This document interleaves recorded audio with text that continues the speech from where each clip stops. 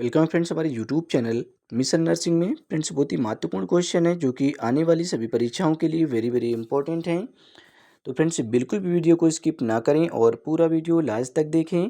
Friends सभी question previous year में पूछे गए हैं और मोस्ट रिपीटेड क्वेश्चन है। तो चलिए फ्रेंड्स शुरू करते हैं। फर्स्ट क्वेश्चन आपकी स्क्रीन पर है, पढ़ें और आंसर दें।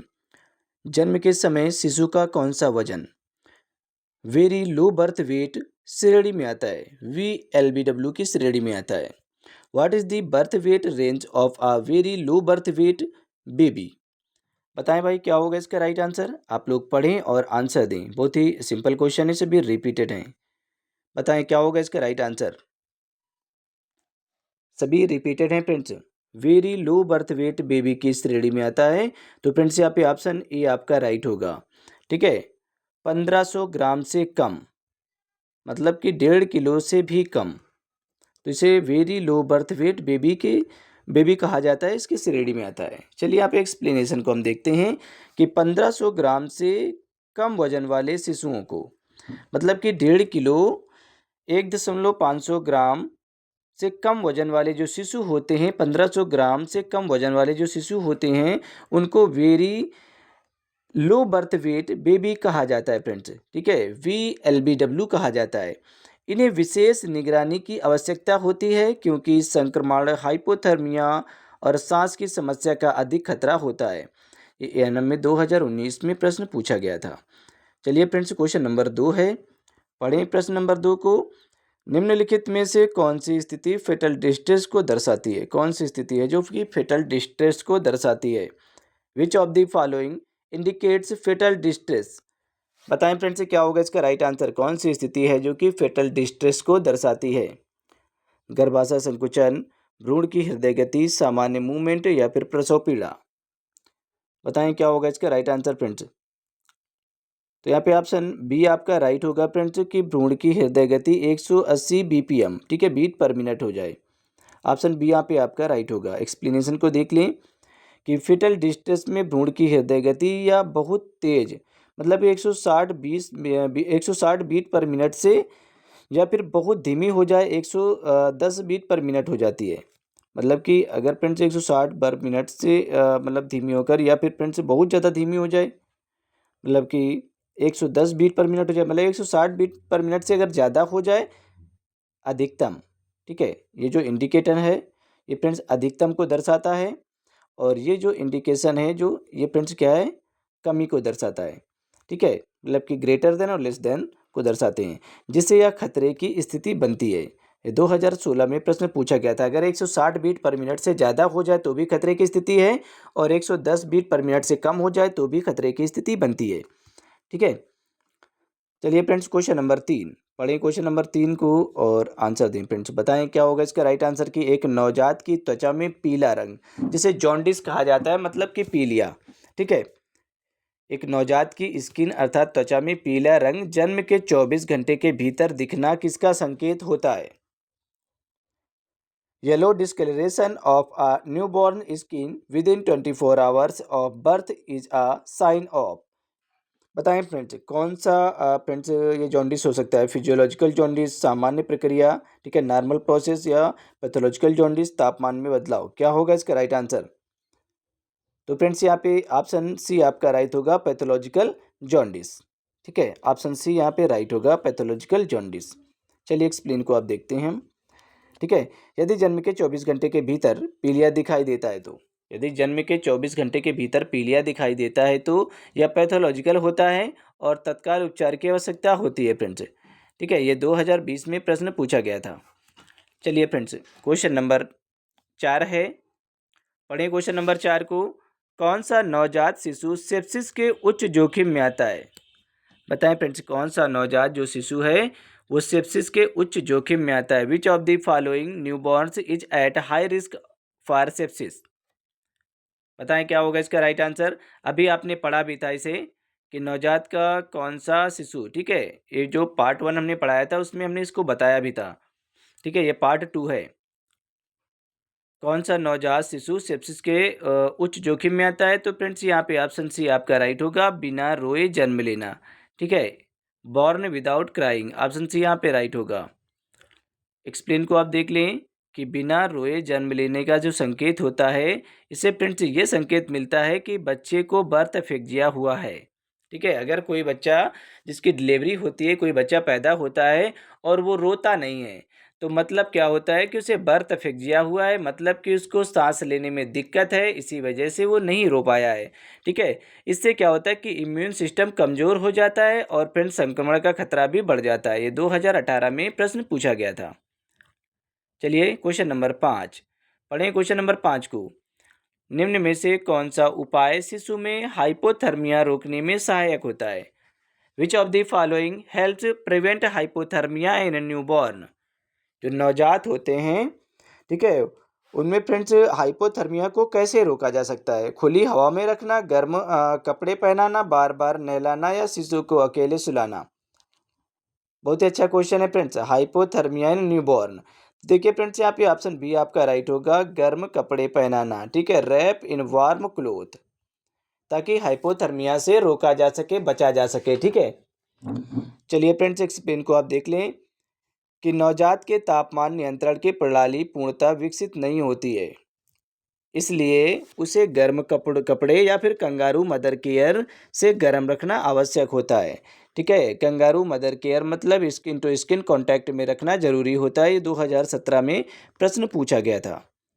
चलिए क्वेश्चन नंबर यहाँ पे 6 है, पढ़ें क्वेश्चन नंबर 6 को और आंसर दें भाई, पढ़ लें अच्छे से फिर आंसर दें कि हाई रिस्क शिशुओं के लिए ब्रेस्ट फीडिंग कब शुरू करना चाहिए? When should breast feeding be initiated for high risk babies? बताएं क्या होगा इसका राइट आंसर। हाई रिस्क शिशुओं के लिए ब्रेस्ट फीडिंग कब शुरू करनी चाहिए? अच्छे से पढ़ें फिर आंसर दें, सभी रिपीटेड क्वेश्चन है, बताएं क्या होगा इसका राइट आंसर। तो देखिए फ्रेंड्स, यहाँ पे ऑप्शन सी आपका राइट होगा, जन्म के तुरंत बाद, इमिडिएटली आफ्टर बर्थ। एक्सप्लेन को देख लें, हाई रिस्क शिशुओं को भी माँ का पहला गाढ़ा दूध जो कोलेस्ट्रम होता है तुरंत दिया जाना चाहिए, क्योंकि इससे इम्यूनिटी बढ़ती है और संक्रमण से सुरक्षा मिलती है। 2015 में ये प्रश्न पूछा गया था। फ्रेंड्स, कोई भी कैंडिडेट जो कि ऑनलाइन क्लास लेना चाहता है तो हमारे इस नंबर पे कांटेक्ट कर सकता है, 7985473042। ठीक है, आप इस नंबर पे कांटेक्ट करेंगे। यदि आप पीडीएफ परचेज करना चाहते हैं तो भी आप हमारे इसी नंबर पे कांटेक्ट कर सकते हैं। हमारी जो पीडीएफ है वो आपको 199 में प्रोवाइड कर दी जाएंगी। ठीक है, 199 में प्रोवाइड कर दी जाएंगी, जो कि फ्रेंड्स आपके एग्जाम के लिए बहुत ज़्यादा इंपॉर्टेंट रोल प्ले करेंगी। आप किसी भी राज्य से फ्रेंड्स तैयारी कर रहे हों, ठीक है, एएनएम की, तो फ्रेंड्स बहुत ज़्यादा महत्वपूर्ण होंगे। 450 प्लस पीडीएफ आपको प्रोवाइड की जाएंगी। 450 प्लस पीडीएफ हम आपको प्रोवाइड करेंगे, जिसमें कि 10,000 प्लस क्वेश्चन होंगे। ठीक है, और फ्रेंड्स ये हिंदी इंग्लिश दोनों भाषाओं में होंगी और विद एक्सप्लेनेशन के साथ में होंगी। फ्रेंड्स, अगर आप एडमिशन लेना चाहते हैं तो एडमिशन के लिए भी आप इसी नंबर पे कांटेक्ट करेंगे। चलिए फ्रेंड्स, क्वेश्चन नंबर 7 पढ़ें। क्वेश्चन नंबर 7 को, एलबीडब्ल्यू शिशु में श्वसन अवरोध रेस्पिरेटरी डिस्ट्रेस का सामान्यीकरण क्या होता है? What is a common cause of respiratory distress in LBW babies? बताएं क्या होगा इसका right answer. Low birth weight babies के बारे में बात की जा रही है, तो गेस करें क्या होगा राइट आंसर। तो देखिए फ्रेंड्स, यहाँ पे ऑप्शन बी आपका राइट होगा, सर्फेक्टेंट की कमी। ठीक है, लैक ऑफ सर्फेक्टेंट। एक्सप्लेन को आप देख लें कि एलबीडब्ल्यू और प्री टर्म शिशुओं के फेफड़े पूर्ण रूप से विकसित नहीं होते हैं और उनमें सर्फेक्टेंट की कमी होती है, जिससे श्वसन तंत्र बुरी तरह प्रभावित होता है। ये 2019 में प्रश्न पूछा गया था। चलिए फ्रेंड्स, क्वेश्चन नंबर 8 है, पढ़ें क्वेश्चन नंबर 8 को और आंसर दें। जन्म के बाद शिशु का तापमान कितनी बार जांचना चाहिए? How frequently should a newborn temperature B monitored after birth? बताएं भाई क्या होगा इसका राइट आंसर। हर 6 घंटे में, हर घंटे में, प्रतिदिन एक बार, हर 15 मिनट में। तो उसका जो टेम्परेचर है वो हर 1 घंटे में मापना चाहिए। ठीक है, सॉरी यहाँ पे हर सॉरी यहाँ पे हर 6 घंटे में। ठीक है, क्या करना चाहिए, हर 6 घंटे में उसका जो टेम्परेचर है वो मापना चाहिए। ऑप्शन ए यहाँ पे आपका राइट होगा। नवजात शिशुओं में हाइपोथर्मिया का खतरा अधिक होता है, बहुत ज़्यादा उन्हें हाइपोथर्मिया का खतरा हो जाता है। जो प्रीटर्म में बेबी होते हैं, ठीक है, जिनका वजन कम होता है, तो उन्हें बहुत ज़्यादा हाइपोथर्मिया का खतरा होता है, इसलिए उनके जो तापमान है उसमें नियमित निगरानी रखना आवश्यक होता है। 2016 में प्रश्न पूछा गया था, हर 6 घंटे में टेम्परेचर को मापना आवश्यक होता है। चलिए फ्रेंड्स, क्वेश्चन नंबर 9 पढ़ें। क्वेश्चन नंबर 9 को कि निम्न में से कौन सी स्थिति शिशु के डेथ के प्रमुख कारणों में से एक है। बताएं भाई क्या होगा इसका right answer. Which of the following is a leading cause of neonatal death. निम्न में से कौन सी स्थिति शिशु के डेथ के प्रमुख कारणों में से एक है। तो देखिए फ्रेंड्स, यहाँ पे ऑप्शन बी आपका राइट होगा, श्वसन संकट डिस्ट्रेस यानी कि सिंड्रोम। ठीक है, respiratory distress syndrome, option B यहाँ पे आपका राइट होगा। एक्सप्लेन को आप देख लें कि आरडीएस रेस्पिरेटरी डिस्ट्रेस सिंड्रोम जो है आरडीएस नवजात मृत्यु के प्रमुख कारणों में से एक है। खास तौर पर फ्रेंड्स ये प्रीटर्म और एलबीडब्ल्यू शिशुओं में ऐसा ज़्यादा होता है। 2018 में प्रश्न पूछा गया था। चलिए फ्रेंड्स, क्वेश्चन नंबर 10 पढ़ें। क्वेश्चन नंबर 10 को और आंसर दें कि एक प्री टर्म शिशु को विटामिन के का इंजेक्शन क्यों दिया जाता है। एक जो प्री टर्म बेबी होता है या शिशु है उसमें विटामिन के का इंजेक्शन क्यों दिया जाता है। Why is vitamin K injection given to a preterm baby. बताएं फ्रेंड्स क्या होगा इसका राइट आंसर। एक प्री टर्म शिशु को विटामिन के का इंजेक्शन क्यों दिया जाता है। तो यहाँ पे फ्रेंड्स ऑप्शन सी आपका राइट होगा, रक्तस्राव को रोकने के लिए। ठीक है, टू प्रिवेंट ब्लीडिंग। ठीक है, चलिए यहाँ पे एक्सप्लेन को देखते हैं हम। विटामिन के की कमी के कारण नवजात में रक्तस्राव हो सकता है, जिसे विटामिन के इंजेक्शन के द्वारा रोका जा सकता है। प्रीटर्म शिशु में इसका खतरा ज़्यादा होता है। ये 2020 में प्रश्न पूछा गया था। चलिए फ्रेंड्स, क्वेश्चन नंबर 11 है। पढ़ें क्वेश्चन नंबर 11 को। निम्न में से कौन सा संकेत नियोनाटल सेप्सिस का प्राथमिक लक्षण हो सकता है। Which of the following may be an early sign of neonatal sepsis. पढ़ें और आंसर दें फ्रेंड्स। बताएं क्या होगा इसका राइट आंसर कि निम्न में से कौन सा संकेत नियोनाटल सेप्सिस का प्राथमिक संकेत या लक्षण हो सकता है। Which of the following may be an early sign of neonatal sepsis. अत्यधिक रोना, सुस्ती और दूध ना पीना, तेज बुखार, अत्यधिक सामान्य गतिविधि। तो यहाँ पे ऑप्शन बी आपका राइट होगा। ठीक है, सुस्ती और दूध ना पीना, लेथार्जी एंड पुअर फीडिंग। ठीक है, इसमें सेप्सिस का पता चलता है कि बच्चे को सेप्सिस हुआ है। न्यूनाटल सेप्सिस का एक प्रमुख प्रारंभिक लक्षण होता है कि सुस्ती और सुस्त प्रक्रिया में स्तनपान में रुचि की कमी होती है। यह लक्षण गंभीर संक्रमण का भी संकेत हो सकता है। 2019 में प्रश्न पूछा गया था। चलिए फ्रेंड्स, क्वेश्चन नंबर 12 है, 12 नंबर क्वेश्चन है। आप पढ़ें और आंसर दें। बताएं क्या होगा इसका राइट आंसर। हाइपोग्लाइसीमिया से पीड़ित नवजात शिशु का प्राथमिक लक्षण क्या हो सकता है। What is the primary sign of hypoglycaemia in our newborn. बताएं भाई क्या होगा इसका राइट आंसर। हाइपोग्लाइसेमिया से पीड़ित नवजात शिशु का प्राथमिक लक्षण क्या हो सकता है। तो यहाँ पे ऑप्शन बी आपका राइट होगा फ्रेंड्स, कपकपी और झटके, ट्रेमर्स और सीजर्स। ठीक है, एक्सप्लेन को देख लें कि हाइपोग्लाइसेमिया कम ब्लड शुगर से पीड़ित नवजात शिशु में झटके, कंपन, बेचैनी और दूध न पीने जैसी लक्षण देखे जाते हैं। समय रहते उपचार आवश्यक होता है। 2018 में प्रश्न पूछा गया था। ठीक है, चलिए friends, question number 13 number question है। आप लोग पढ़ें और आंसर दें कि प्री टर्म शिशु में एपनिया का मुख्य कारण क्या होता है। What is the main cause of apnoea in a preterm baby. Question को पढ़ लें फिर आंसर दें। फ्रेंड्स सभी प्रश्न रिपीटेड हैं, पूछे गए हैं कई बार। जितना हो सके आप लोग कमेंट बॉक्स में आंसर देने की कोशिश करें फ्रेंड्स। बताएं क्या होगा इसका right answer. What is the main cause of apnoea in a preterm baby. तो यहाँ पे फ्रेंड्स ऑप्शन बी आपका राइट होगा, अस्थायी मस्तिष्की अपरिपक्वता, टेम्पोररी ब्रेन इमेच्योरिटी। ठीक है, एक्सप्लेन को आप देख लें कि प्री टर्म शिशुओं में श्वसन केंद्र पूर्णतः विकसित नहीं होता है, जिससे एपनिया श्वास रुक जाना की संभावना बढ़ जाती है। 2017 में प्रश्न पूछा गया था एएनएम में। चलिए फ्रेंड्स, क्वेश्चन नंबर 14 है, 14 नंबर क्वेश्चन है। आप लोग पढ़ें और आंसर दें।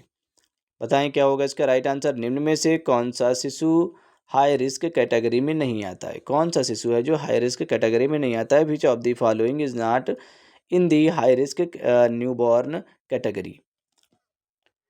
बताएं भाई क्या होगा इसका राइट आंसर। पढ़ लें और आंसर दें। तो देखिए फ्रेंड्स, यहाँ पे ऑप्शन ए आपका राइट होगा, जन्म वजन 3000 ग्राम। ठीक है, बर्थ वेट 3000 ग्राम। ऑप्शन यहाँ पे ए आपका राइट होगा। एक्सप्लेन को आप देख लें कि मतलब कि 3 किलो। ठीक है, 3000 ग्राम मतलब कि 3 kg, 3 किलो वजन सामान्य माना जाता है। अन्य तीनों स्थितियाँ शिशु को जो उच्च जोखिम में डालती हैं? ये 2020 में प्रश्न पूछा गया था। चलिए फ्रेंड्स, 15 नंबर क्वेश्चन है, आप लोग पढ़ें। क्वेश्चन नंबर 15 को आप लोग पढ़ें और आंसर दें फ्रेंड्स। ठीक है, नियोनाटल टेटनस से बचाव के लिए सबसे प्रभावी तरीका क्या होता है? What is the most effective way to prevent neonatal tetanus? बताएं क्या होगा इसका राइट आंसर। अच्छे से पढ़ लें फिर आंसर दे। देखिए, सभी रिपीटेड क्वेश्चन है और सभी कई बार पूछे गए क्वेश्चन है। नियोनाटल टेटनस से बचाव के लिए सबसे प्रभावी तरीका क्या होता है? बताएं क्या होगा इसका right answer. What is the most effective way to prevent neonatal tetanus? तो फ्रेंड्स, माँ को टीका लगाना। ऑप्शन सी यहाँ पे आपका राइट होगा। ठीक है, माँ को टेटनस का टीका लगाना, टीटी के टेटनस टॉक्साइड के टीके लगाना। ठीक है, ऑप्शन सी यहाँ पे आपका राइट होगा। एक्सप्लेन को आप देख लें कि नियोनाटल टेटनस से बचाव के लिए गर्भवती माँ को टीटी का टीका लगाना सबसे प्रभावी उपाय है, क्योंकि यह भ्रूण में एंटीबॉडी ट्रांसफर करता है। 2016 में प्रश्न पूछा गया है। चलिए फ्रेंड्स, क्वेश्चन नंबर 16 है, आप लोग पढ़ें और आंसर दें। क्वेश्चन नंबर 16, निम्न में से कौन सी समस्या लो बर्थ वेट शिशु में आमतौर पर पाई जाती है? Which of the following is a common problem in low birth weight babies? पढ़ें और आंसर दें। बताएं क्या होगा इसका राइट आंसर। निम्न में से कौन सी लो बर्थ वेट शिशु में आमतौर पर पाई जाती है? फ्रेंड्स, कौन सी समस्या है जो कि लो बर्थ वेट बेबी में पाई जाती है? तो देखिए फ्रेंड्स, यहाँ पे ऑप्शन सी आपका राइट होगा, हाइपोथर्मिया। ठीक है, ऑप्शन सी यहाँ पे आपका राइट होगा, हाइपोथर्मिया। एक्सप्लेन को यहाँ पे देख लें आप कि लो बर्थ वेट शिशु में शरीर की गर्मी बनाए रखने की क्षमता कम होती है, जिससे उन्हें हाइपोथर्मिया का अधिक खतरा होता है। 2015 में प्रश्न पूछा गया था। चलिए फ्रेंड्स, क्वेश्चन नंबर 17 है, पढ़ें क्वेश्चन नंबर 17 को। LBW शिशु को कंगारू मदर केयर का लाभ किस रूप में मिलता है? What benefit does a LBW baby get from kangaroo mother care? बताएं फ्रेंड्स क्या होगा इसका राइट आंसर। आप लोग पढ़ें और आंसर दें कि LBW शिशु को कंगारू मदर केयर का लाभ किस रूप में मिलता है? तो यहाँ पे फ्रेंड्स ऑप्शन सी आपका राइट होगा, शरीर का तापमान स्थिर है। ठीक है, stable body temperature. Option C यहाँ पे आपका राइट होगा। चलिए एक्सप्लेन को आप देख लें कि KMC से माँ की त्वचा के संपर्क के द्वारा शिशु का तापमान स्थिर रहता है, संक्रमण कम होता है और स्तनपान में सुधार होता है। ये 2021 में प्रश्न पूछा गया था। चलिए फ्रेंड्स, 18 नंबर क्वेश्चन है, आप लोग पढ़ें और आंसर दें। क्वेश्चन नंबर 18 कि निम्न में से कौन सा कार्य नियोनाटल रिससाइटेशन में सबसे पहले किया जाता है? आप अच्छे से पढ़ें फिर आंसर दें। Which of the following is done first during neonatal resuscitation? बताएं क्या होगा इसका राइट आंसर। फ्रेंड्स, गेस करें कि निम्न में से कौन सा कार्य नियोनाटल रिससाइटेशन में सबसे पहले किया गया था? अच्छे से पढ़ें फिर आंसर दें।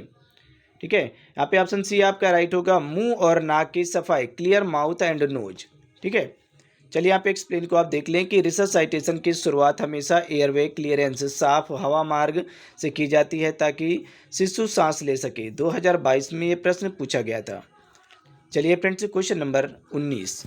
ठीक है, पढ़ें क्वेश्चन नंबर 19 को। देखिए फ्रेंड्स, ये सभी रिपीटेड हैं, कई बार पूछे गए क्वेश्चन है, तो इस वजह से जितना हो सके आप लोग कमेंट बॉक्स में आंसर देने की कोशिश करें। बताएं क्या होगा इसका राइट आंसर। अच्छे से पढ़ लें पहले क्वेश्चन को कि निम्न में से कौन सा कारक नियोनाटल हाइपोथर्मिया को बढ़ा सकता है? Which of the following factors may increase the risk of neonatal hypothermia? बताएं क्या होगा इसका right answer friends. Which of the following factors may increase the risk of neonatal hypothermia? तो देखिए फ्रेंड्स, यहाँ पे ऑप्शन सी आपका राइट होगा, नंगे शरीर को खुला छोड़ना। ठीक है, लीविंग दी बॉडी अनकवर्ड, नंगे शरीर को खुला छोड़ना। एक्सप्लेन को यहाँ पे देख लें कि नवजात को खुला छोड़ना उसके शरीर की ऊष्मा को तेज़ी से घटा सकता है, इसलिए या जिससे हाइपोथर्मिया हो सकता है फ्रेंड्स। ठीक है, यदि नवजात शिशु को आप उसके शरीर में एक भी कपड़ा नहीं रखेंगे, एकदम नंगा छोड़ देंगे, ठीक है फ्रेंड्स, तो क्या करेगा कि उसकी जो टेम्परेचर है बॉडी का उसको ख़त्म कर देगा, मतलब कम कर देगा, एकदम घटा देगा अचानक से, तो उसे हाइपोथर्मिया हो सकता है। ठीक है, 2018 में प्रश्न पूछा गया था। फ्रेंड्स, कोई भी कैंडिडेट जो कि ऑनलाइन क्लास लेना चाहता है तो हमारे इस नंबर पे कांटेक्ट कर सकता है, 79 85 47 30 42। ठीक है, आप इस नंबर पे कांटेक्ट करेंगे। यदि आप PDF परचेज करना चाहते हैं तो भी आप हमारे इसी नंबर पे कांटेक्ट कर सकते हैं। हमारी जो PDF है वो आपको 199 रुपये में प्रोवाइड कर दी जाएंगी, जो कि फ्रेंड्स आपके एग्जाम के लिए बहुत ज़्यादा इंपॉर्टेंट रोल प्ले करेंगी। आप किसी भी राज्य से ANM की तैयारी कर रहे हो फ्रेंड्स। ठीक है, 450 प्लस PDF हम प्रोवाइड करेंगे आपको, जिसमें कि 10,000 प्लस क्वेश्चन होंगे। ठीक है, 10,000 प्लस क्वेश्चन होंगे आपके रिवीजन के लिए फ्रेंड्स। और ये हिंदी इंग्लिश दोनों भाषाओं में होंगे और विद एक्सप्लेनेशन के साथ में होंगे। और यदि क्लास लेना चाहते हैं तो भी आप हमारे इसी नंबर पर संपर्क करेंगे। चलिए फ्रेंड्स, क्वेश्चन नंबर 20, जन्म के बाद कितने समय तक नवजात को कोलेस्ट्रम देना सबसे उचित होता है? अच्छा क्वेश्चन है, पढ़ें आप लोग। How long should a new born be fed colostrum after birth? जन्म के समय कितने समय तक नवजात को कोलेस्ट्रम देना सबसे उचित माना जाता है? केवल पहले दिन, पहले 3 दिन, 1 सप्ताह, या जब तक माँ चाहे? बताएं भाई, क्या होगा इसका राइट आंसर? आप लोगों ने अगर पढ़ा होगा तो आप लोग आंसर दे पाएंगे। अच्छा क्वेश्चन है, तो देखिए फ्रेंड्स, यहाँ पे ऑप्शन बी आपका राइट होगा, पहले 3 दिन।